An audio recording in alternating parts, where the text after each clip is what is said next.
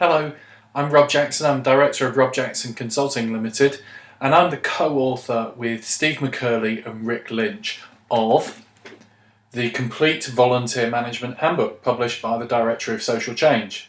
Steve and Rick, if you've not come across them before, are American consultants and trainers who've been around for a very long time, providing some of the most insightful training and research and leadership around volunteer management and volunteer engagement that there is. Back when I started in the volunteer management field in the mid to late 1990s, Directory of Social Change published this book, Essential Volunteer Management, which was written by Steve and Rick and really became my essential source guide when I started in the field, with lots of information and advice and critically sample policies, forms, etc. Directory of Social Change used to sell this for just a little under £20. And about 2 years ago now, Steve and Rick and I had a conversation which ultimately led to us completely reviewing Essential Volunteer Management, bringing it in line with the much more comprehensive American source material of that book, but keeping the anglicised UK focus. And as a consequence, we came up with the Complete Volunteer Management Handbook, which is about £30 from the Directory of Social Change, but you'll see throughout this video there'll be trailers underneath to show that with a discount code that's available today, you can get 20% off that price. Just to show you how that is such good value, this was the original thickness of Essential Volunteer Management.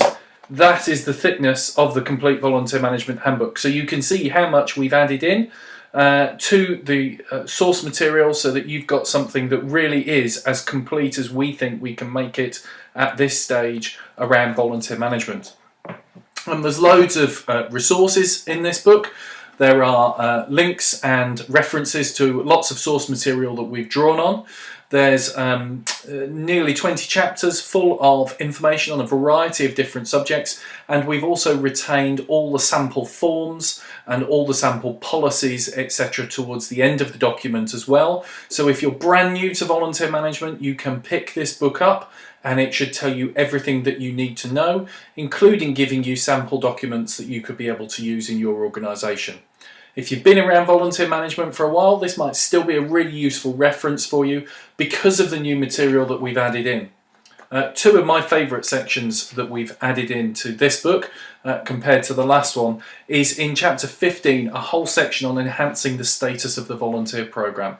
Over the last few years, I've seen it become more and more important that volunteer managers not only lead the volunteer programme with staff and volunteer colleagues, but also advocate for that programme with senior management team colleagues, chief execs, boards of trustees.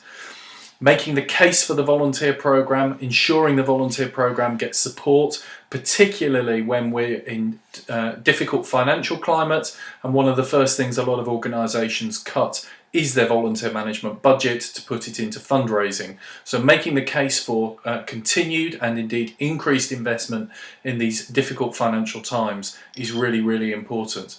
This document provides, the chapter in the book, provides a whole pile of references to research that's been conducted all over the world, and anecdotes and stories that Steve and Rick and I have picked up from all over the world of how people have made the case for their volunteer programme, case studies, etc.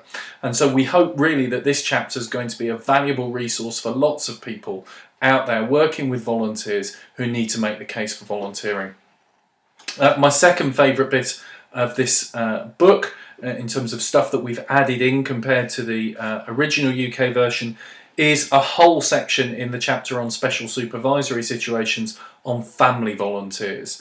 That's family groups, and that can be quite loosely defined, volunteering together to make a difference for organisations and causes. I've been fortunate enough during my career to travel to North America on occasion, and I know family volunteering is quite big in the States, and a lot of that is down to, as far as I've picked up anyway, has been down to parents, grandparents, aunts and uncles wanting to instill the values of volunteerism amongst children and young people and leading by example to get them involved in family volunteering projects to do that. Here in the UK, we always seem to talk about developing the next generation of potential volunteers in the context of that being something that schools should do. They should teach citizenship education. I'm a firm believer that actually one of the most powerful ways we can do that is through our families, through actually engaging whole family groups together in volunteering. The National Trust, who I've worked with in the past, have done probably more than anybody else that I'm aware of in the UK around this, including earlier on this year their Big Family Day Out. If you go onto YouTube and search for National Trust Big Family Day Out, you'll find a video all about that that's showing the kind of great work that they did over this summer to get more families involved in volunteering from some of their employer partners. Our book has a whole section on family volunteers, how to engage them, how to develop assignments for them, how to recruit them, how to interview them, how to supervise them, and how to give recognition to them as well. So those are just two of the reasons why I think this resource would be valuable for you and for your organisation. Please do remember that with the code that should be appearing on the bottom of the screen during the course of this video, you can get a 20% discount off the price of this book through the Directory of Social Change today. So please do think about going and using this as a valuable resource.